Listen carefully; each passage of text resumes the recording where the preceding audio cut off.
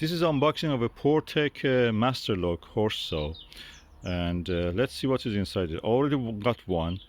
The welding in one part of that horse saw table was damaged, exactly where it was connecting to this bar. So I sent it back and I got another one.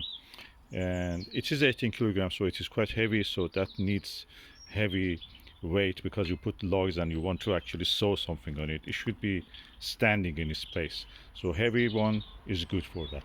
Let me just unbox it and I will go through the rest of it with you.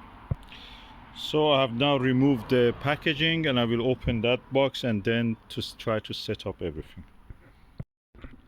Okay, the first thing is that this top part, like a book, opens like a book holder, and the bottom part then gets opened.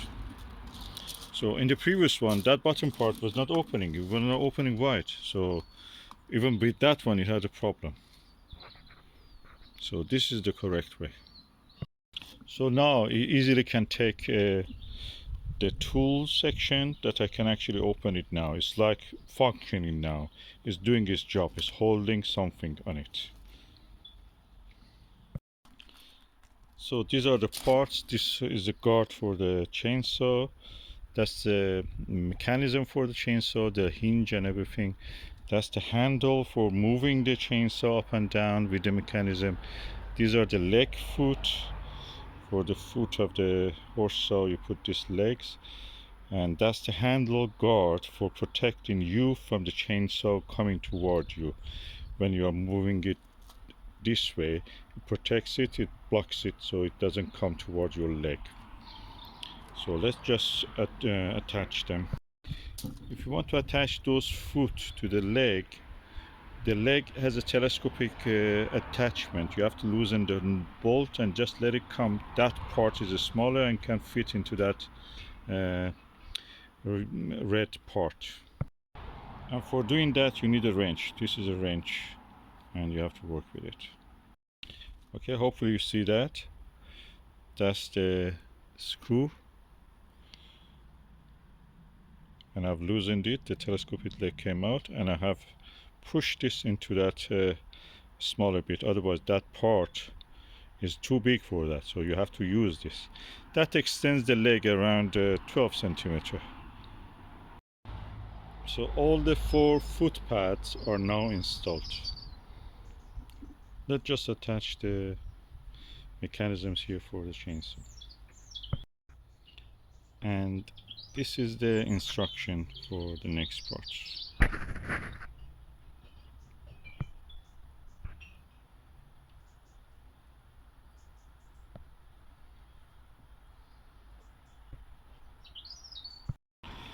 The next stage is to separate this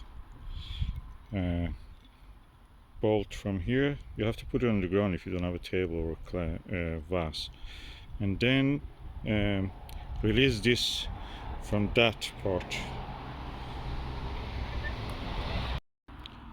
and then insert that part into that railing that is existing there, and then this part through here, and this bolt will be attached to that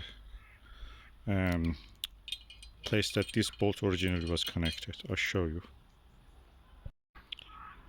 Like that, as you can see here, and you have to tighten it.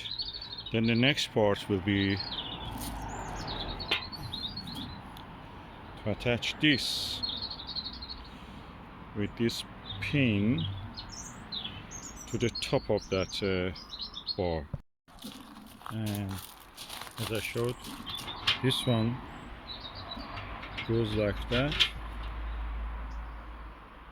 and you have to put the pin here.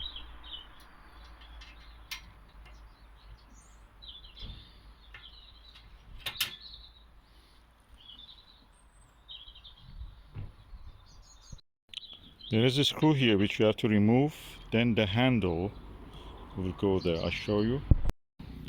Okay, when you remove this screw, this handle will be screwed here, and these pads will be controlled by this screw. So I do it now and I will show you the result. And when you tighten that pad is like a brake pad, will be controlled by that bar. And there are two pins which control it also, so they apply pressure.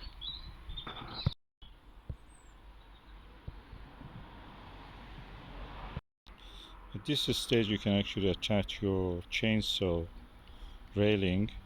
These pads will hold it. It's good to push it as much as you can forward. Just be careful that this pad doesn't touch anywhere near this moving part. Of course there is no battery on that at the moment, so I can touch it. If you're using anything, make sure this is off when you're doing this. Now this is the time to attach this chainsaw guard. So there is a screw here and a washer. You remove this and then place this chainsaw guard on that, and then put the screw and the washer back, making sure that this chainsaw guard doesn't touch the actual chainsaw itself. Then you tighten the bolt which was there, and that is done. Your chainsaw, I think, is ready now.